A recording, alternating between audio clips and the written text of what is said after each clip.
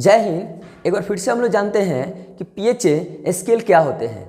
सबसे पहले हम ये जानते हैं कि पीएच कितने शब्दों से मिलकर के बना होता है। तो पीएच दो शब्दों से मिलकर के बना होता है। एक पहला होता है पी, दूसरा होता है एच। पी का जब अर्थ निकाला गया तो ये होते हैं पोटेंज, जो एक प्रकार के जर्मन शब्द होते हैं, ठीक है ना। और इस जर्मन को जैसे ही मतलब शब्द निकाला गया तो इसका निकल कर करता है पावर, जिसको हिंदी में हम लोग शक्ति के नाम से जानते हैं। और यहाँ पे दूसरा जो है हाइड्रोजन होता है, यानी हाइड्रोजन, इसको आयन भी बोला जा सकता है, जो H+ होता है।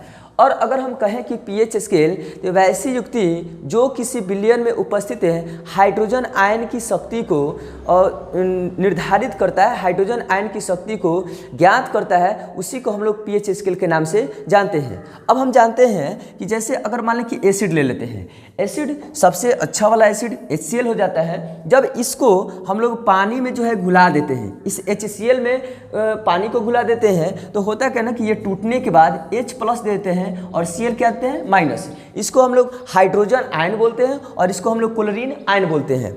अब दूसरा हम लोग ले लेते हैं बेस, जिसको हम लोग क्या बोलते हैं, क्षार। और ये NaOH, जिसको हम लोग सोडियम हाइड्रोक्साइड या कास्टिक सोडा के नाम से जानते हैं, जब भी इसमें हम लोग पानी मिला देते हैं या वाटर को जो हम लेते हैं, ये टूट जाते हैं और टूटने के बाद ये सोडियम आयन और OH- बना देते हैं। मतलब कि अगर जो अम्ल होते हैं ना, अम्ल अगर टूटते हैं, अम्ल अगर पानी के साथ अभिक्रिया करके टूट जाते हैं, उसमें विखंडित की क्रिया हो जाती है, तो वो हाइड्रोजन आयन देते हैं। लेकिन वही जब कोई क्षार पानी के साथ क्रिया करके यानी विखंडित हो जाते हैं, तो हाइड्रा ऑक्साइड आयन देते हैं, ठीक है ना।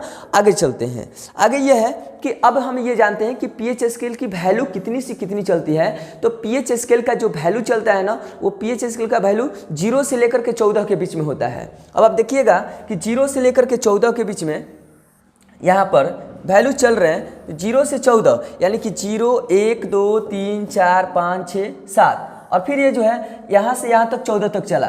जैसे जैसे ये मान, अगर ये 7 से मान नीचे की तरफ आते हैं, जितने नीचे की तरफ आएंगे ना, ये अम्लीय होते चले जाते हैं, ठीक है ना। लेकिन जैसे ही ये 7 से ज़्यादा अधिक चले जाएंगे तो ये क्या हो जाते हैं, क्षारीय हो जाते हैं। और ये बीच में बिल्कुल न्यूट्रल हो जाता है, मतलब ये क्या हो जाते हैं, उदासीन हो जाते हैं। एक बार फिर से समझ लें कि पीएच स्केल के जो वैल्यू होते हैं ना, वो 0 से 14 के बीच में होते हैं।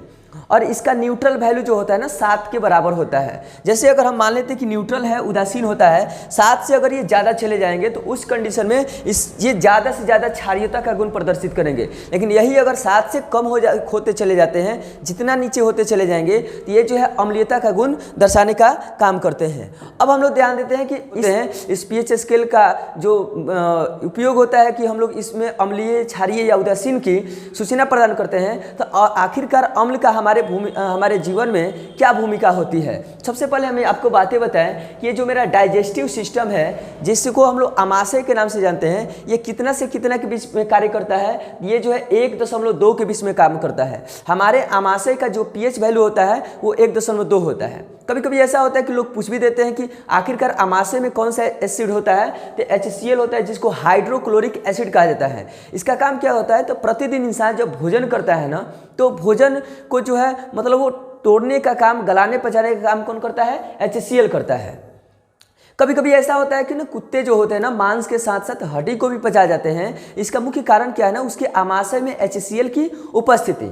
अब दूसरा देखते हैं कि हमारा जो शरीर होता है, जो मानव शरीर होता है ना, वो मानव शरीर का जो पीएच वैल्यू होते हैं वो कितना से कितना होते हैं, वो 7.0 से लेकर के 7.8, मतलब इतने रेंज के बीच में जो है मानव शरीर कार्य करता है। अगर इससे थोड़ा सा कम होता है, ये थोड़ी सी ज़्यादा होती है ना, तो उस कंडीशन में प्रॉब्लम जारी हो रहता है, निश्चित रहता है। तीसरा चीज़ आ जाता है ना, एसिड रेन, जिसको हम लोग ना अम्लीय वर्षा के नाम से जानते हैं। जब भी गर्मी कभी समाप्त हो जाता है, तो गर्मी समाप्त होने के बाद होता क्या है ना, कि पूरा जो है हमारे वायुमंडल में सल्फर डाइऑक्साइड, नाइट्रोजन डाइऑक्साइड ज़्यादा मात्रा में बनना शुरू हो जाते हैं। उसके बाद से जब जैसे ही वर्षा होती है ना, तो वर्षा होने के बाद वो जितने सारे जो है प्रदूषण जो होते हैं ना, बिल्कुल पानी के साथ नीचे आना शुरू कर देते हैं, जो कि एक प्रकार का एसिड रेन हो जाता है, अम्लीय वर्षा हो जाता है। और इस चीज़ से हम लोग को बचने की काफ़ी ज़रूरत होती है। ऐसे गाँव भाषा में ऐसा हो जाता है कि लोग बोलते हैं ना, चित्रा बरस गया है। मतलब अगर चित्रा बरस जाता है तो उस समय जो है मच्छर और मक्खी जो होते हैं ना, मर जाते हैं। ये इसका मुख्य कारण क्या होता है, अम्लीय वर्षा होता है।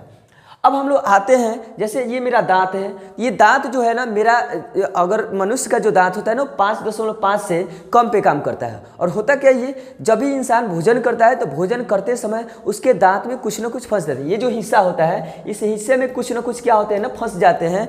और वही जब सड़ने गलने लगता है तो इस दांत का जो है क्षय होने लगता है। इस दांत के ऊपर पीले पीले कलर का बिल्कुल एक परत जम जाता है और ये दांत जो है टूटने लगते हैं। उस कंडीशन में होता है क्या है ना कि इसका पीएच वैल्यू जो है बरकरार रखने के लिए, सामान्य रखने के लिए ना, उस कंडीशन में हम लोग अच्छे वाले जो है टूथपेस्ट का इस्तेमाल करते हैं। अब आते हैं हमारे जो ब्लड का पीएच वैल्यू होता है वो कितना से कितना होता है, तो वो केवल 7.4 होता है। और हमारे यहाँ आसपास में पाए जाने वाले जो मिट्टी होते हैं उस मिट्टी का जो पीएच होता है ना, बिल्कुल एक किसान अपने अनुसार उसको नियमित बरकरार रखता है। चूँकि मिट्टी की उर्वरता को बनाए रखने के लिए पीएच स्केल का, पीएच वैल्यू का भी समान होना बिल्कुल ज़रूरी होता है। अब हम लोग आते हैं कि आखिरकार इस पीएच स्केल के माध्यम से हम लोग किसी विलयन का अम्लीय, क्षारीय, उदासीन कैसे ज्ञात कर सकते हैं। तो इसके लिए ना, जैसे कि अगर ये पेपर जो होता है ना, इस पेपर को अगर हम लोग अम्ल में घुला देते हैं ना, तो उस समय जो नीले पेपर होते हैं ना, ये कैसा हो जाते हैं, लाल कलर के होते हैं। मतलब अम्ल जो है नीले लिटमस पत्र को क्या करता है ना, लाल कर देता है। और ये जो क्षार होते हैं ना, क्षार लाल लिटमस पत्र को क्या कर देते हैं, नीला। अम्ल नीले लिटमस पत्र को, अम्ल नीले लिटमस पत्र को लाल कर देता है।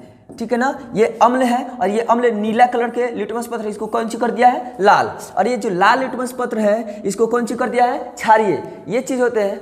अब हमारे यहाँ पाए जाने वाले कुछ एसिड होते हैं, जैसे अगर एप्पल की बात करें हम, तो एप्पल में कौन सा एसिड होता है, मॉलिक एसिड होता है।